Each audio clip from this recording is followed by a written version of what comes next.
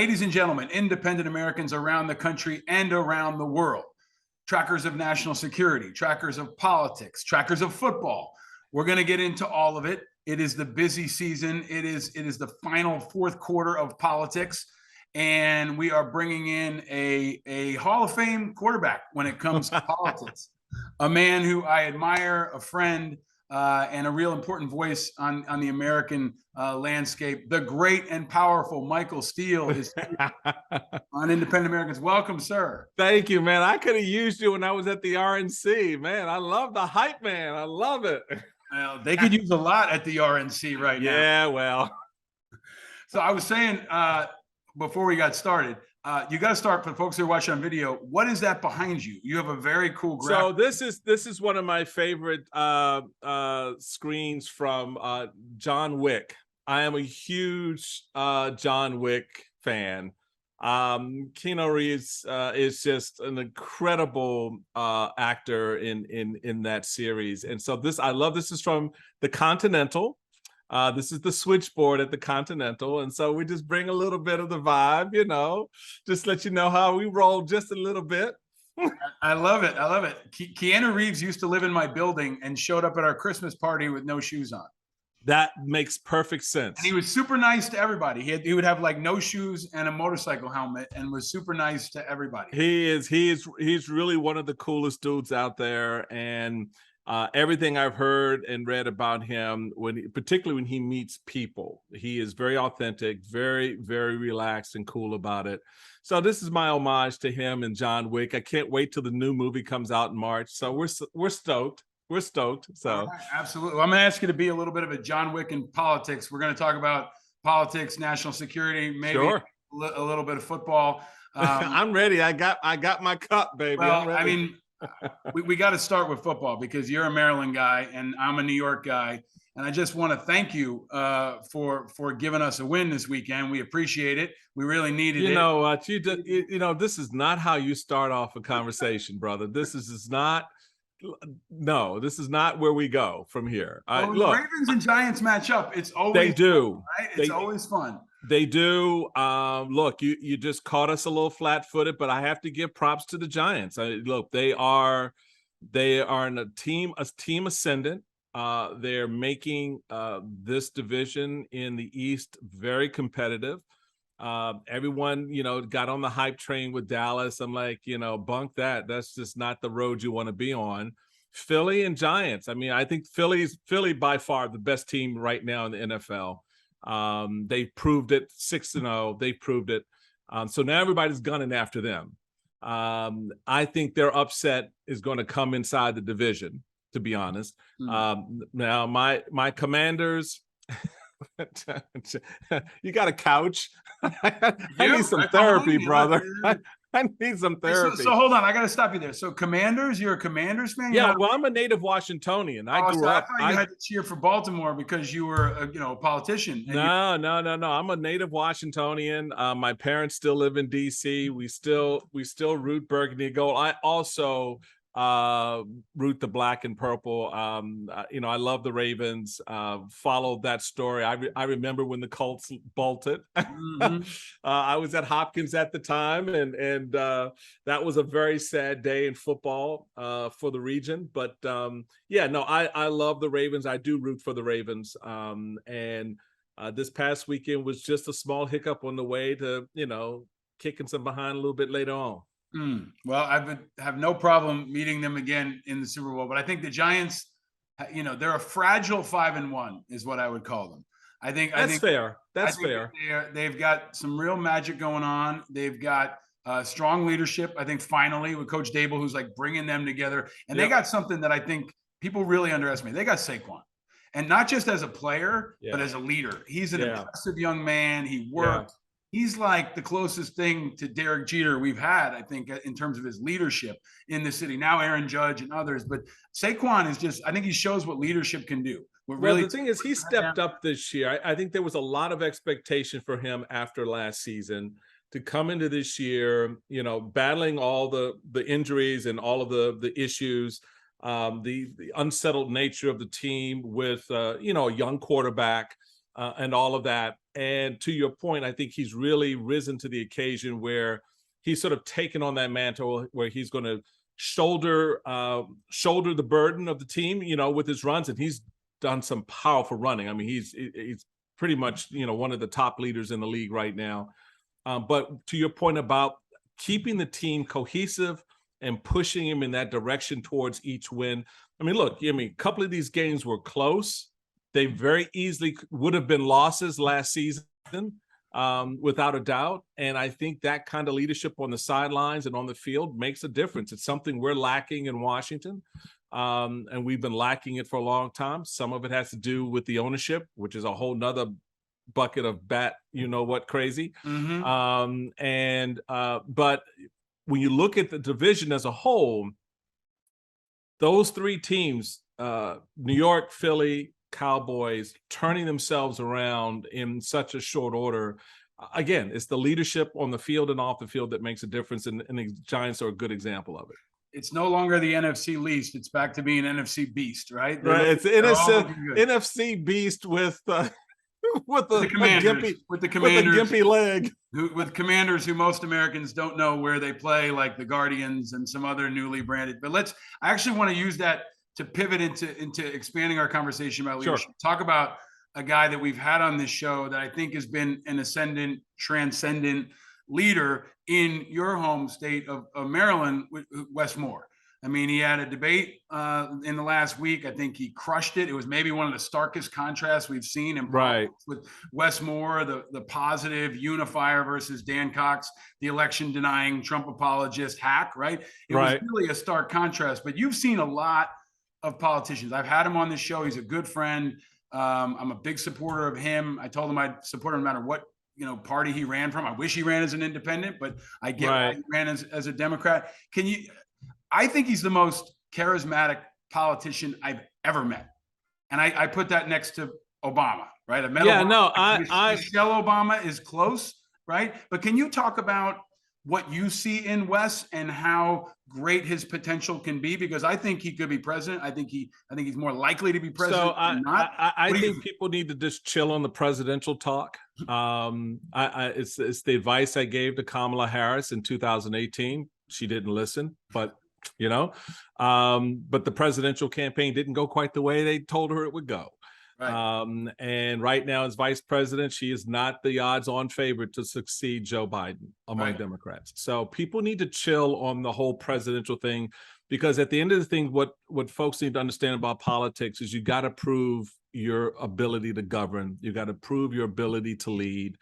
And that's going to be a challenge for Wes. I mean, just straight up. I mean, the economy is going into a downspin a little bit. There are a lot of political pressures right now. Democrats have been out of power in the state for 8 years. And the legislature is way more progressive than the general population of Democrats. And so there's going to be this internal struggle between the governor's office and the Democratic led legislature as to what types of legislation he's going to get behind and promote. He will not have the same graces that Hogan had in terms of being able to navigate and negotiate, because Hogan was the opposite party and he had the popularity of the people behind him. It's a different story when you're from the same party. So I'm watching. Obviously want him to be successful, because we need our governors, like our presidents, to be successful regardless of party. And I'm hoping the best for him. I've known him a long time, like you, and have watched him. But already people are start talking about he's gonna run for president. I'm like, dude, can he just get inaugurated first? And can he get through his first legislative session and see how that stacks up? With all due respect, Michael, Obama didn't really need that. Trump didn't, and that didn't turn out too well for him. No, either. but they did get the presidency, right? And I mean, look, it's one thing to have the job; it's another to be successful in it. Sure. And so that. But taking a step back, what do you make of him? How do you size him up? If he's a quarterback in the NFL, is he Aaron Rodgers in the making, or is he Mark Sanchez in the making? Like, No, I think that remains to be seen. He's never run a government. Right. He's never held political office.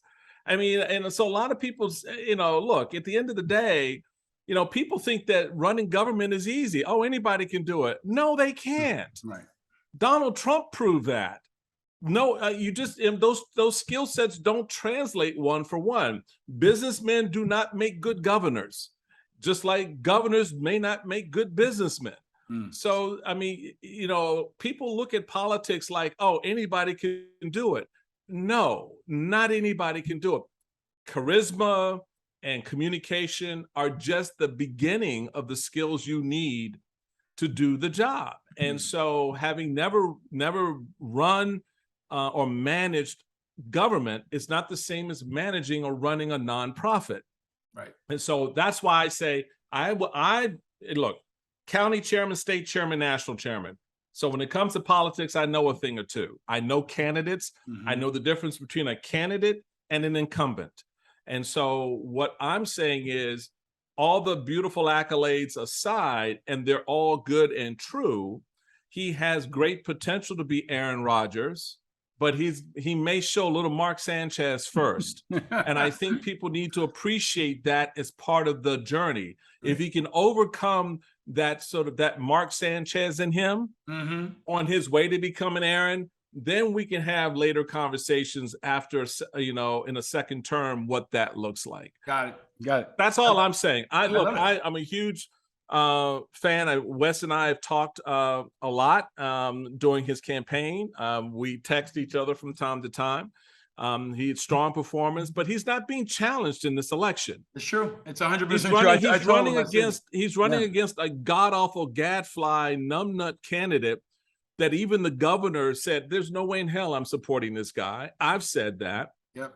So if he were running against the Secretary of Commerce, who didn't make it through the primary, if he was running against, any other Republican that was presenting sort of a Larry Hogan-esque kind of strategy and approach, that's a very different race for him. And so he's not been challenged in this effort. So my point is, his challenge is going to come within his own party. I appreciate that. Yeah. And I think, I want to talk a bit more later about independent politics. And maybe this is an example of one of those races where there's more of an opportunity for an independent candidate than many folks see. And that's probably true in a lot of the races that I want to go through with you. Sure. I skipped an important question. I always ask everybody, where are you and how are you? So where in the world are you? I know you got John Wick's scene behind you. Yeah. But where are you? And I'm in my home office here in Prince George's County, Maryland. And, it's just kind of chilling, doing well, having fun.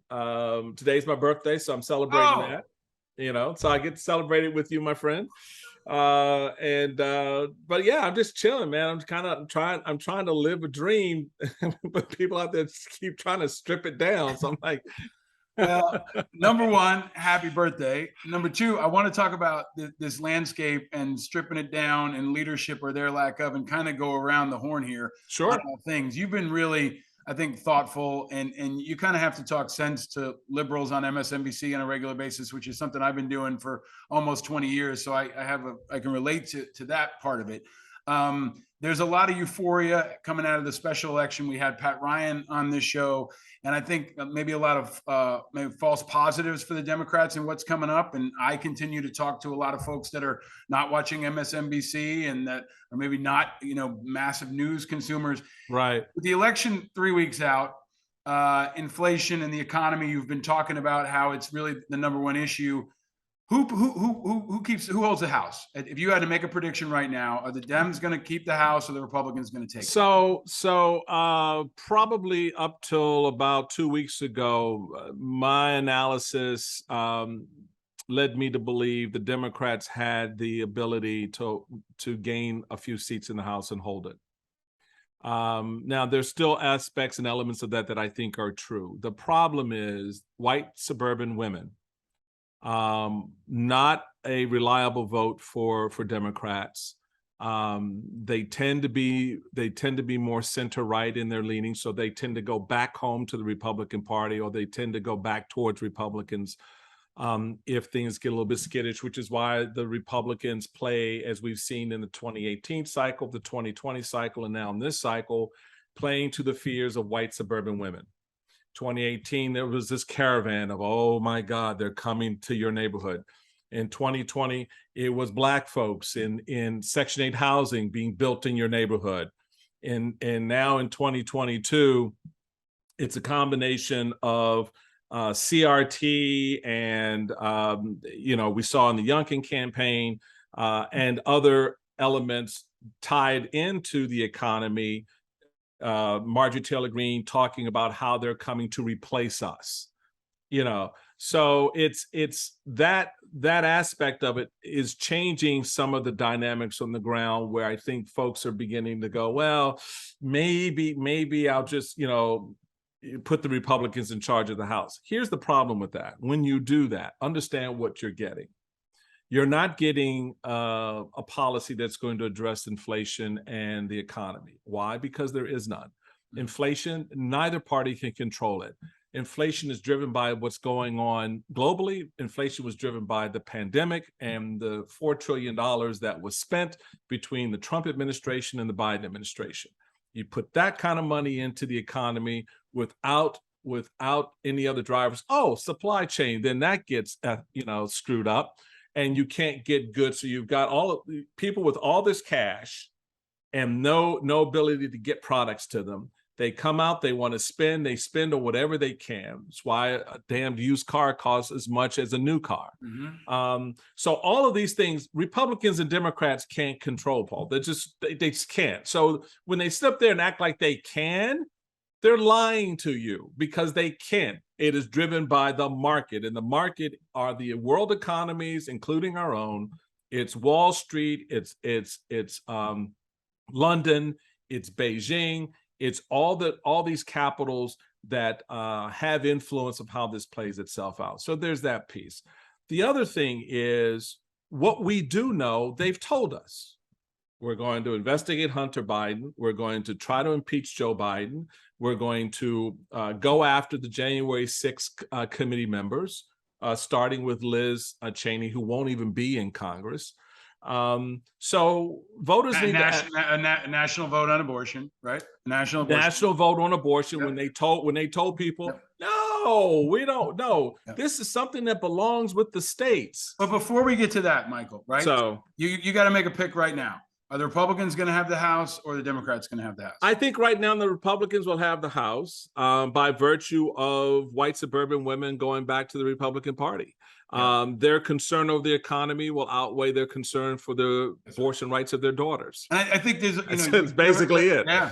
And never underestimate the capacity of the Democrats to snatch defeat. Well, there is that. Yeah. I think Biden can't be consistent on the messaging. I think a big problem that they don't recognize is he keeps saying the economy's good, and it's not. It doesn't feel good. It doesn't feel good to the people I know. But here's you're right. It doesn't feel good to the people. It doesn't feel good. It doesn't feel good because you're spending $1.50 more for gas. Inflation. Your bread costs more. Gas prices. But you know what? Cable bill keeps going up, and Joe Biden's out there saying the economy's great, and people are saying it doesn't feel great to me. And then he can't combat that while Kevin McCarthy is saying, "Hey, stop giving money to Ukraine. Focus on inflation." Right. But here's the problem. They're losing that messaging battle. But here's the problem. Here's the inconsistency with the American people. Yeah. You're absolutely right in everything you just said. Yeah. But guess what? It hasn't stopped their spending. Oh yeah, I know. But I'm not talking about. But I'm just saying. But this is the part. I'm just talking about. I want to talk about the scoreboard. Right? No, but this goes to the scoreboard and why the scoreboard is so screwed up. Yeah. Because when you sit there and you say, well, I feel like the economy isn't great, usually that translated, you're having a hard time paying your bills, you're having a hard time getting daycare, you're having a hard time buying the things you need. None of those things are true. People are spending as much now as they were before. One, two, job creation, as we just saw from the last job report, Yeah, it's come down, but it is not slowed. And right now, if we were in the throes of a bad economy, job creation, we wouldn't have created 255,000 jobs last Yeah, month. We would have yeah. created 25,000 jobs. So in other words, the markets would be contracting. Employers were like, you know what, we're not hiring anybody. In fact, we're going to fire people. But that's not where we are. So what you're saying is exactly right. People feel things are not good, That's right. but they don't necessarily feel that for themselves. They may feel that about others because they're going out and spending the money. I think they're starting to. I think they feel it on gas prices. I think they feel it on interest rates. And if the housing market starts to even, crumble a little bit, they're really going to feel it. Yeah, right? but that won't be till after the election. So right. we won't know. So, We so won't I know think about the housing we're in heated market until agreement after here. November. We're in heated agreement that it looks good for the Republicans. In this show, we talk a lot about what's next. Other shows are talking about what now. I want to talk about what's next. So let's assume that I know there's a couple of variables on how the election could go. Your old party, the GOP, what's going to happen to it? Because we've got an ascendant Liz Cheney, you've got Adam Kinzinger, who we've had on this show, and we've got others. Now you've got more independent efforts underway that I want to talk about later. Mhm. But do you see the Republican Party fragmenting? And will it be led by a McCarthy on one side and Kinzinger and Cheney? I'm looking at Kinzinger and Cheney particularly. Where are they going to go? Are they going to stay in the GOP and try to fight it out? Or are they going to break off and start their own thing? I don't know what they're going to do. I've talked to Adam more than I've talked to Liz. Adam has got projects underway that he's going to be involved with that I think will press the point. The GOP is going to be controlled by Donald Trump because that's what the GOP wants. So the party will steep itself further into Trumpism. In fact, the infection has already rooted itself because you don't even need Trump anymore. Trump is not the relevant player anymore. Right. Presidential, we'll see what he does there, but by and large, you've got the next level with the Kerry Lake out in Arizona, DeSantis in Florida, et cetera, who are moving into that space where they're a better dressed up sounding version of Donald Trump. Yep. But they are no less anti-democratic. They are no less authoritarian in their views. But at the same time, that leaves the question: where do these folks go? Does Liz make a bid in a presidential effort? That's a possibility. I'm not wholly convinced she will. The question is, what do guys like me do? I'm still in the party because it pisses them off. That's my next question. Actually, that was my next question. I wanted to ask, and you specifically, because you're a bellwether for a lot of folks. You are still in the party. Yeah. Right? And I've heard you talk. It sounds like you want to fight it out from the inside and try to push it in the right direction. But at what point does that stop? And is it after this election? I think it may be after this election. We'll see. It may be when we go through the nominating process. And if that's rigged like the last one, which is already looks like it's being set up to be rigged for Trump if he decides to run. Meaning the RNC is going to change its rules to accommodate whatever he wants or whatever he needs. At that point, there's effectively nothing left. So So picking up on that, Michael, I mean, who is attractive to you, right? It's not just about what you're leaving, it's what you're going to. And we've explored a lot on this show, the landscape for independence. And I keep saying the solution to the broken two parties is not just another party. It has to be a full movement, right? Of independence, I agree. Of voter reform, I agree. Of public financing, of ranked choice voting, of open primaries, which I think is almost the most underreported and maybe most important part of this entire landscape. But now we've got the Forward Party, right? And I've said it before, our spirit animal is independence is not Andrew Yang. It's George Washington. Yeah. But does the Forward Party get you? Are they calling you saying, "Hey, Michael"? No, I'm with you on that. I've been in the room in discussions with them. As this was being created and formed, I put some suggestions from my years of experience of party building and organization, which weren't necessarily followed. That's fine. That's their choice.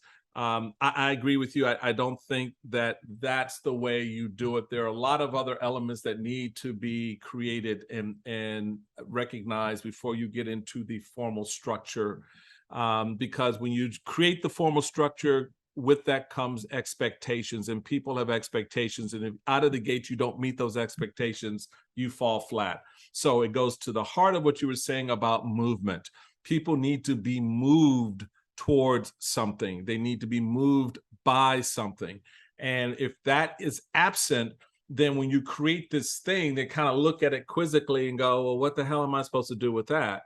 And if they don't see themselves reflected in it, especially, there's going to be less gravitation towards it. So that's the problem. I think the energy is there. It's out in the country. More people want something other than what we have in the two parties right now. The question is, how do you begin to organize that into a force that changes? Now, there's some examples of races where I think we can begin. Can I hold you on that for a second and just build on that point? Because Sure. I want to come back to a central point we've been exploring, and I've been exploring a lot in this show, which is leadership. And what's lacking in the Forward Party, in my view, is transcendent, charismatic leadership. And on the other side of things, Trumpism, MAGAism, in my view, is a movement, right? I've likened it to Al-Qaeda, to others, Sure. right? Knock out one leader, it's bigger than Trump now. You've got Kerry Lake, you've got DeSantis, and it really is an ideology. It's a movement. But there are pieces of that on the independent side. But what's lacking is the charismatic leadership. If Colin Powell had run, 2 decades ago, things would have been different. If The Rock runs tomorrow, things are different. So, was it a situation with the Forward Party where they kind of called you guys all up, went down a list, and Christy Todd Whitman, who was on the show, said yes, and you said no? And is there a leader on the spectrum that would bring you over? I've talked about, we had Admiral Stavridis on the show. We've had Mike. Bring me over to what? To bring you over to something else, to something independent. It would depend. I mean, look, there are a lot of men and women who are capable of leading. It is what is it they're leading? None of the above. If there's somebody who steps forward and says, I represent everybody who says none of the above, who doesn't want Donald Trump, who doesn't want Joe Biden, who doesn't want the Republican Party, who doesn't want the Democratic Party. If the Forward Party gets, Mike Mullen or Mike Bloomberg or The Rock, I'm just using examples. Right. But what does it take to get you to leave the Republican Party? It's not so much, well, what it will take is what happens inside the Republican Party itself. It's not necessarily what happens outside the party. So that, look, it's like when I entered the seminary many years ago.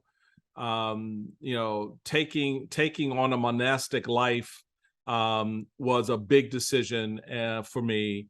But what I discovered was the hardest part wasn't going in, the hardest part was leaving.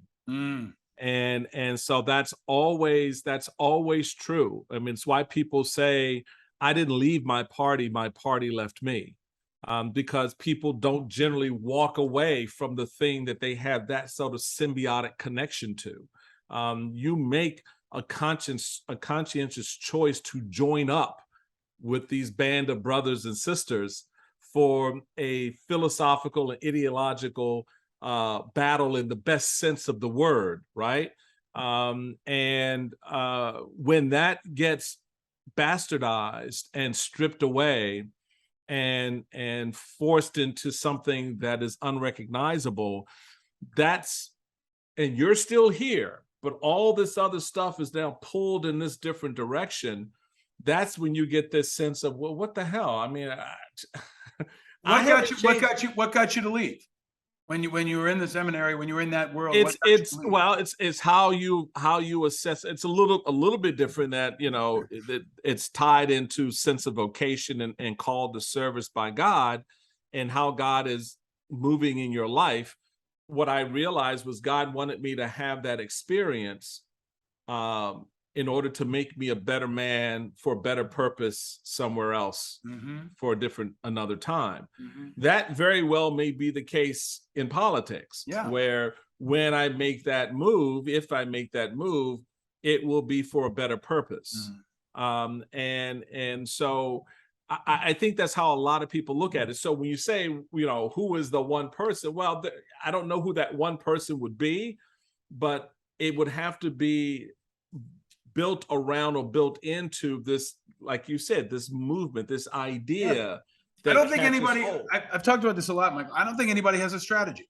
They don't. I don't think anybody has put forward a clear, and you know, I've said the goal, at least for me and for many folks that I talk to, needs to be something along the lines of, you know, a transformative movement that improves or disrupts our electoral process and empowers independents and unaffiliated. It's like that Right. is the goal for me, not Right. getting one person elected, not building a party. It has to be fix our country, right? And be a part of that and give voice to so many of us that don't have a voice. And the piece that I just want to kind of pull apart with you, especially, is they're trading on your name, right? They have your good family name. They have your jersey on their wall. You're on their roster. And they've got Kinzinger and they've got Cheney and they've got you. And, you know, folks are chipping off one by one. But you could also argue that you're empowering them. They're using your political currency and your good name to further their agenda. So, you know, I get that a lot of folks are waiting to see what happens in the election. They're waiting to see if they renominate Trump. But do you worry about that? About the fact that they're trading on your good name? Yeah, I mean, you do. But here, you know, here's the thing: when it's all said and done, you still have to be about something. You still have to be for something. And one of the challenges that you immediately confront in this space is whether a Democrat or Republican moving into this space of independent thinkers, independent approaches, et cetera. You still have a philosophical view on issues and policy. And how do you reconcile that under this new umbrella? Well, I think that's doable. And I think this is where Yang fails. No, it's not. I think it is. I think the one thing that unites us all is that we do not want either of these two parties. And that may be a step to something else. But in order to break that hold and to empower the billion plus people who can't vote in primaries right now, right?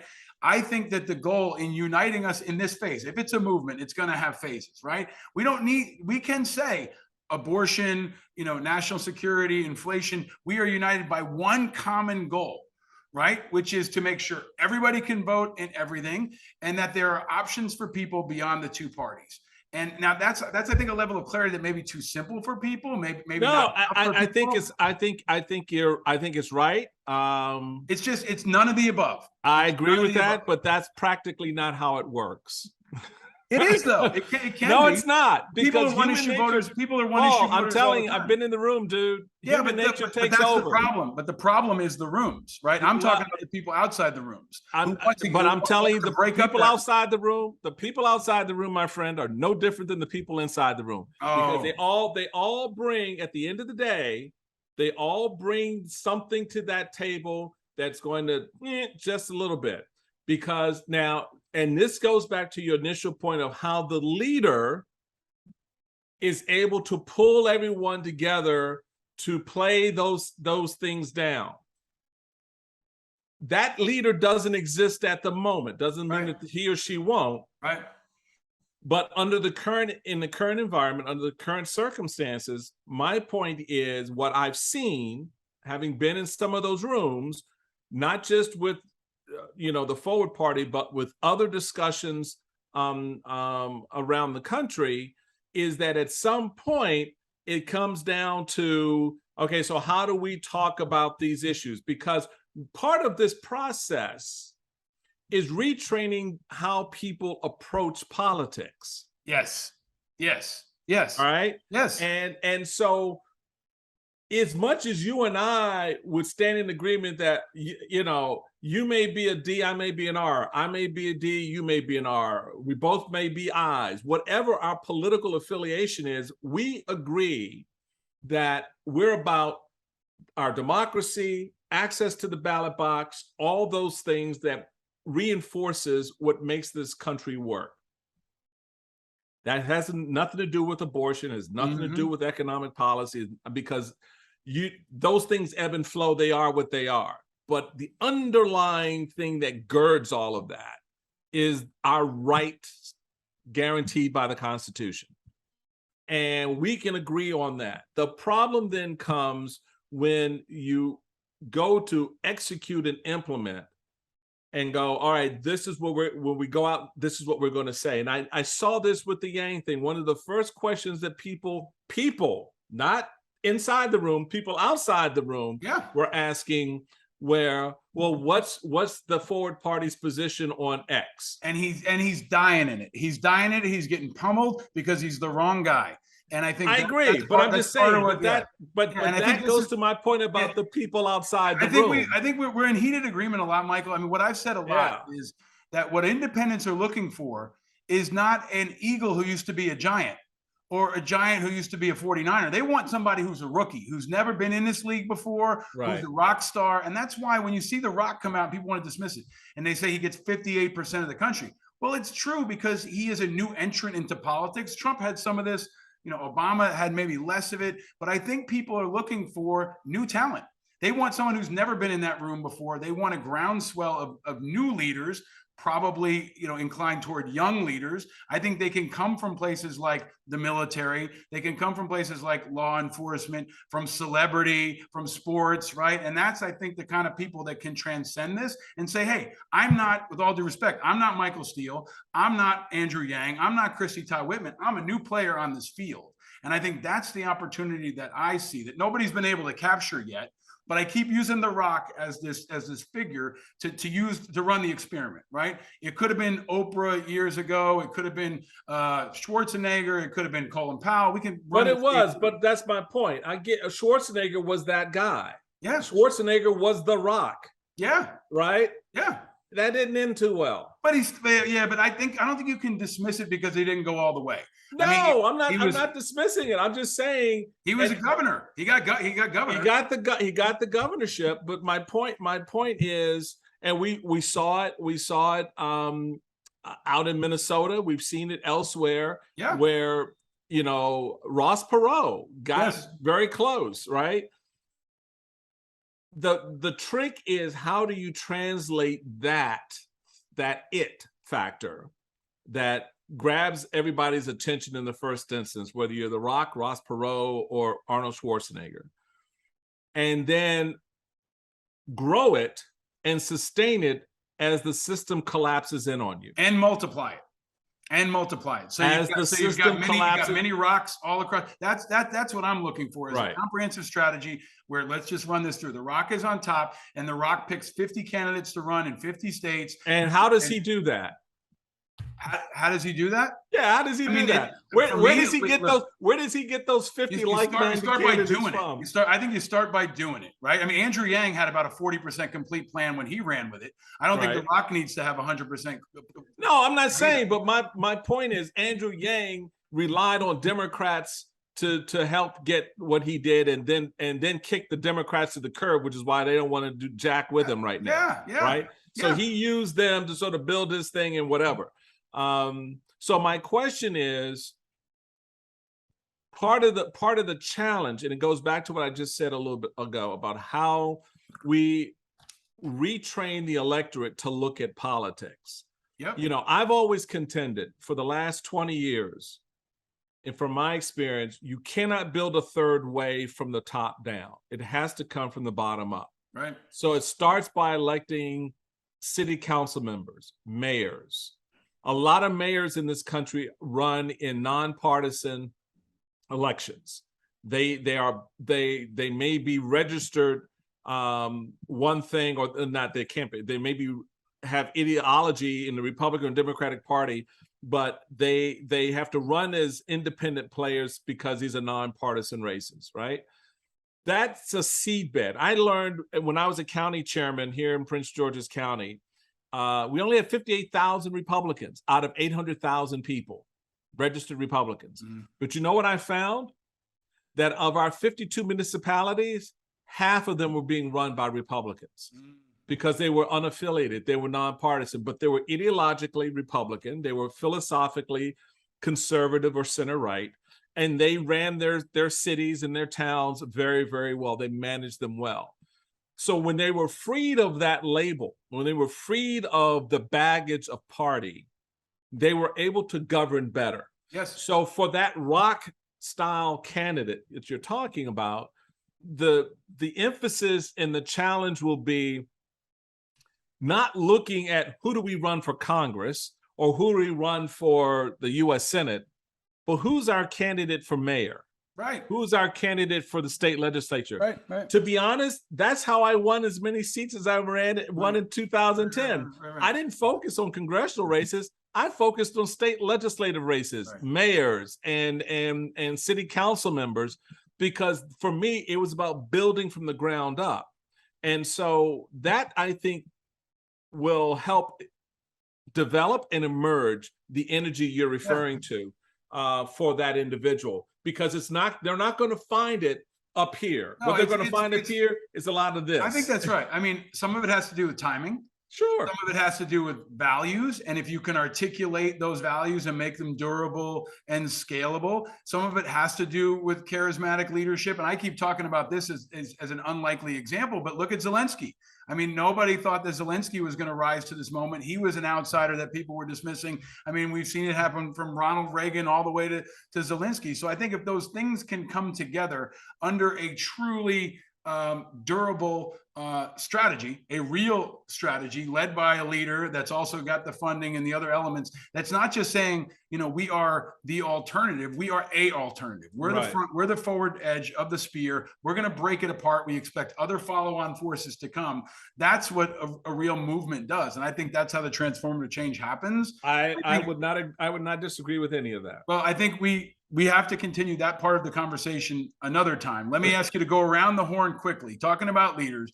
Can I ask you to make some rapid fire picks here? We'll play a little PTI and I'll ask you to run through some of the biggest races. Also, I would be remiss if I didn't mention, there's also a battle for open primaries happening in Pennsylvania. Yes. Led by someone like that Rocky Bleier. Rocky Bleier, Vietnam veteran and NFL legend. You put those two things together, that's the kind of person that can, I think, transcend. And he's pushing for open primaries. We've talked about it on this show. Let's stay in Pennsylvania and ask you, Fetterman or Oz, who's going to win? Oz. And do you see it? I mean, isn't this another example? I was just in Pennsylvania. a couple of weeks ago. Fetterman is getting hammered on the crime issue, and the health. I think his health questions belie that hammering, so it makes that hammering a little bit easier for people. They don't want to seem like they're anti-health, so they won't say, "Oh yeah, I can't support him because I'm concerned about his stroke situation." So the crime thing works. I think you're going to see a bifurcation of votes in a couple of states, and this is one where the Democrat will win the governorship, the Republicans will win the Senate. Now, again, a lot can happen in the next 3 weeks. 10 days ago, 2 weeks ago, before I went up to Philadelphia and spent time with a mix of people from across the state, I thought Fetterman had slowed momentum, but was still. I think that's right. I mean, I think that there's a part leading. You and I could bang on Democrats all day long here. I think there's a really important part of Fetterman that people are missing. The issue with Fetterman is not his health. It's his transparency about his health. His health, right. It's his honesty. And that is what people are questioning. And you can beat me up all day about that, but I think that's what you see is when he agrees to a certain structure, he's not fully letting go of all his medical records, and then you hammer him on crime and you hammer him on being too liberal. All that comes together. But the piece that I think independents especially are looking for is integrity. And in a state like Pennsylvania, where the swing is pushing from the Republican side, the default is going to be to pick the party over the person. And I just don't think Fetterman is trusted. I don't think they trust Oz either, but they trust the Republican brand more than the Democratic brand. So the default goes down one more. Yeah, and I think it is also lends itself that Pennsylvania is slightly more conservative than it is liberal, putting it in those terms. It's a little bit more red than blue. 100%. But having said that, again, if the Republicans had nominated the other guy, the businessman, this wouldn't even be a race. It wouldn't even, we wouldn't even have asking about the Senate race in Pennsylvania. But look, I will hedge on the back end just a bit because I know how data works. I'm not discounting Fetterman pulling it out because he's got a good organization. And he's going to get a lot of help in the more urban centers of Pennsylvania, like Philly, and so forth. So if he's got his ground game together, yeah, he can pull it out. But I think right now he's been hampered by his health questions, and I think you put it the exact way people see it, and on the health piece, and of course the crime issue. And Oz, interestingly enough, real quick on Oz, my prediction on Oz is, should he win, he is not going to be the Trump Republican I think people think he's going to be. I think that's right. I think that yeah, it's kind of helped him with the primary, but there's something about him that strikes me like, I'm not going to go out like that, and I think he's going to try to be a good senator. Well, and he's not as dumb and sloppy as his campaign has been. Right. And I think that's, campaigns are one thing, to your point, governing and being in the Senate is another thing. And he may be better at that part of the game than this part of the game. But let's keep going around the horn. Ohio, Tim Ryan versus JD Vance, another one that is high profile, that has been a slugfest. I've known Tim Ryan a long time from his time in Congress. Same here. And he's always been, frankly, earnest and hardworking. And his messaging is kind of like Pat Ryan's on steroids, right? I mean, it's, you take that 19th congressional district in New York and you bring it over to Ohio and that's pretty much it. Right? What's your prediction on that one? Advantage Ryan. I think JD, again, tight race, Ohio, red state.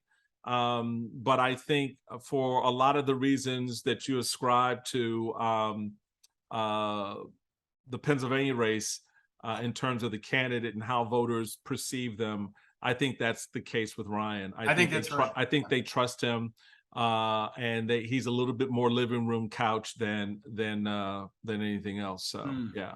So let's keep going around the horn to one that is, I think, even more complex, complicated, fiery.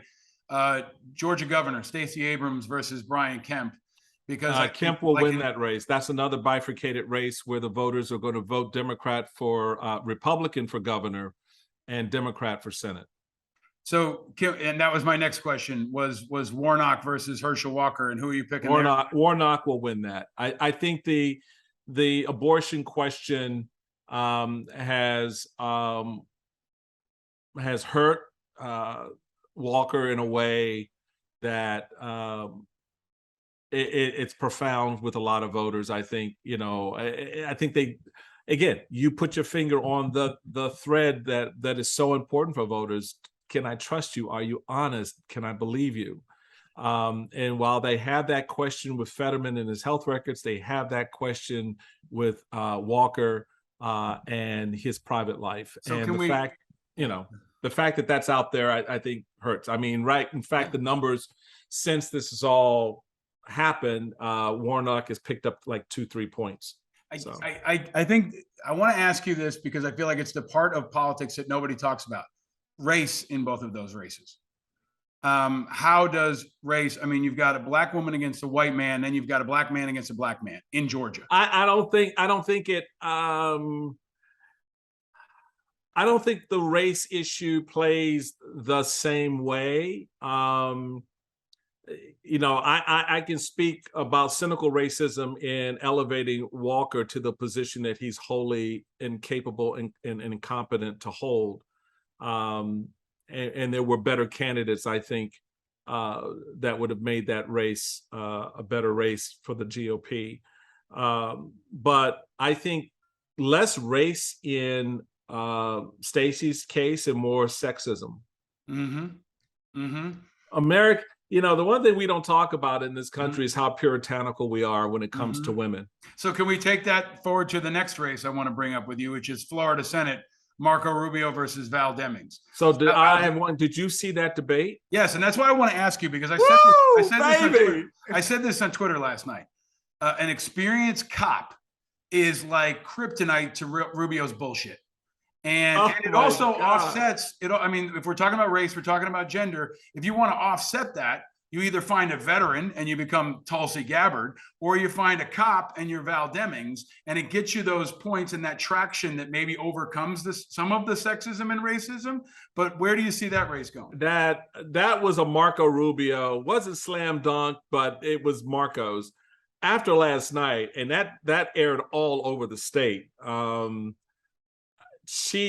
Someone referred to it as an ass whipping. That doesn't begin to describe what she did to him last night. And at one point when she looked at him, she was standing looking at him, and she was like, so how many more times, with a fourth grader, high school, with people dying, better, right? And then she came back, whipped back around at another point and said, Marco, I'm just surprised. I didn't think you were that person who would lie to win. And the camera cut to him, and he looked like a young kid who'd just been chastised by his mom, who knew better. That image, he looked like, Michael? He looked like a punk who had never been in a fight. Boom! With someone who knows how to fight. Boom! He looked like a punk who'd been talking shit for a long time, and someone who knows how to throw a punch looked him right in the eye and put it right on his face. Put it right in his face. Now, here's the rub. Probably in any other state, this race is over. Val Demings is the next senator. Yeah. But it's Florida. Mm-hmm. And I don't see voters necessarily saying, as we discussed in Pennsylvania and Georgia, I'm going to vote red for the governorship and blue for the Senate. Florida is becoming where it was once more purple and it was a battleground. It is much more red now. The Panhandle, the I-4 corridor, the Hispanic community across the states, particularly Puerto Ricans and Cubans. I don't know how they're reading her. And if they read her in a way that you and I've just described as someone who's going to really fight for people in the state, then she should win this race. But I'm going to give the advantage to Marco by virtue of the fact that the state is what it is. Michael, is every one of these races that we're talking about kind of a weather check on how racist the state is in this year? I mean, that's yeah, it can be, sure, absolutely. Look, you've got a number of African-American candidates running for a variety of offices across the country on both sides of the aisle. And a lot of those are women.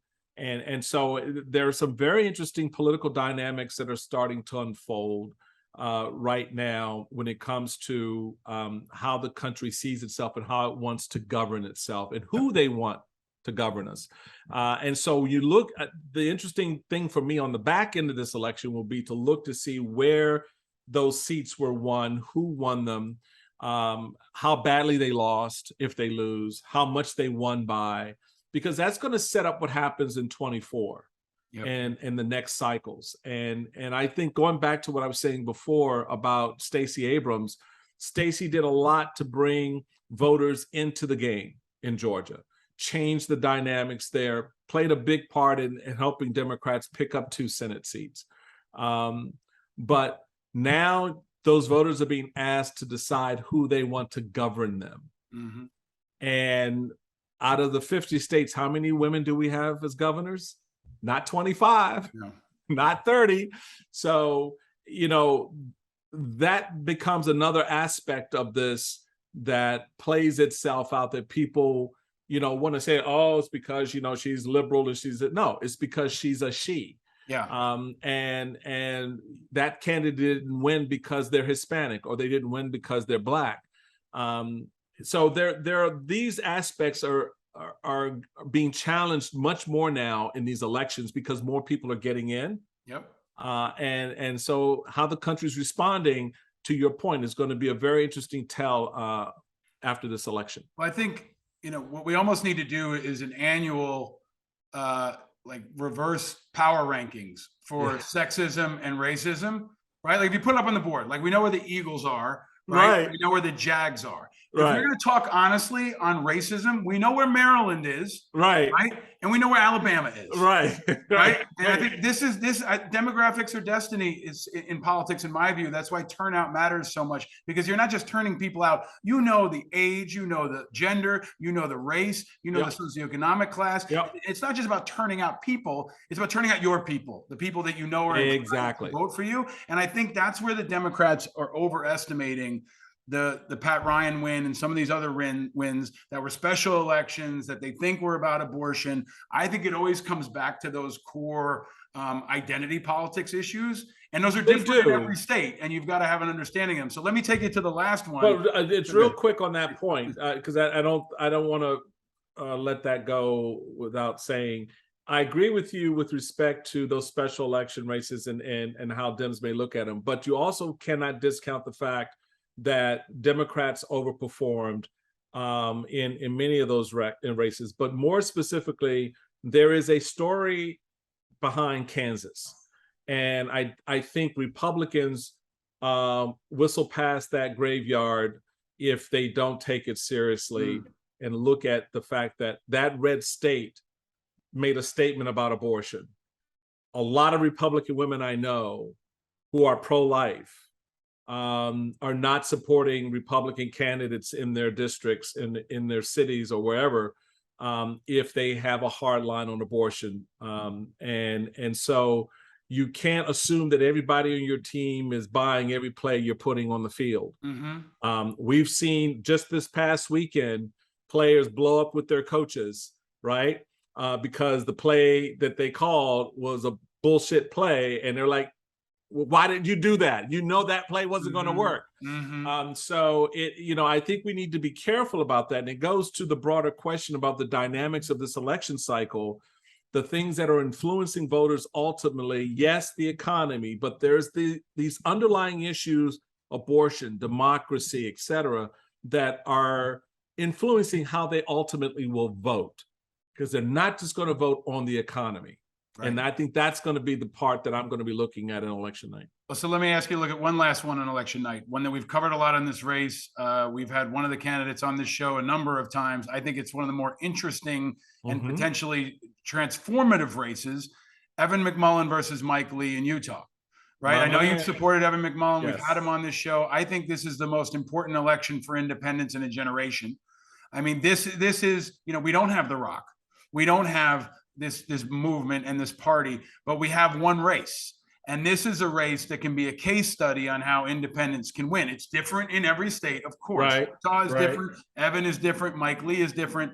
But how do you see this one going down? I see this one. I watched the debate with Mike Lee, and I've watched him subsequently on Fox. He's scared.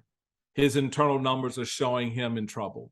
And I agree with everything you just said about this race. I've known and worked with Evan going back to his bid in 2016. I was immediately on board. In fact, he and I talked about this strategy a year before it actually executed it. It's something that had been rolling around in my head. It just timed out that it was rolling in his, and he was like, "You think we can do this?" I said, "Yes, we get this piece and that piece, it works." Not only do we have the example here, but we also have an example at a state level in Washington State, where we have a Republican running as an independent, got for the state Senate, got the Democrats to buy into his candidacy. That could be, again, this is the model. This is the future model of how, to the earlier points you were making, Paul, about the strategy and the messenger and the message and the leadership.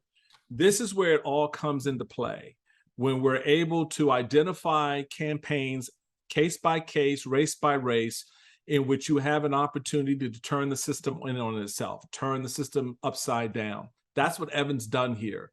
He negotiated a relationship with the Democrats. They agreed to that relationship, and they're backing him, and it's paying dividends. And it's saying to center-right Republicans, they don't have to buy the status quo. They don't have to vote party anymore. They can vote for the person that best represents their future opportunities. And I think Evan's done that masterfully. And so the fact that You've got Mike Lee out here now stumbling, on Fox over, trying to explain why he's, this close or tied or behind. That's a good place to be in right now. So I think Evan pulls that race out. I think the organization is going to be there on the ground. I think voters in Utah are ready. I think they've been disappointed. The handprint, or put another way, Mike Lee's fingerprints on January 6th does not set well with a lot of those voters. No matter how he tries to explain, he was actually trying to get to the bottom of it. Yeah. after the coup didn't work. So well, and also, the X factor there that I keep coming back to is a national security experience. He's a CIA officer. Yes. If you're a CIA officer, somebody told me once, cops, coaches, and vets get 3 points in any congressional election. I mean, you get some traction from being, in the CIA, in the military. It might be just enough to put you over the top, but you also get that trust and that integrity that will get someone to break with parties. So we talked about timing. We talked about leadership. I mean, if he wins, he's the king of the independents by default, right? Yeah, and I think the other factor that can change this entire dynamic, that I don't know if I've said on the show before, but I've said in some private conversations, is Biden and Trump are up against each other. If one of them dies, this all breaks apart.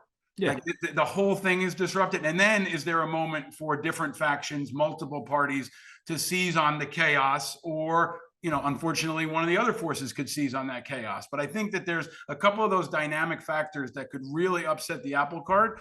And someone like Evan McMullin is going to be in a position at least to guide the conversation. Like he's going to snatch that mic away from Andrew Yang and say, look, Andrew, it's nice what you're doing over there. I'm in the Senate.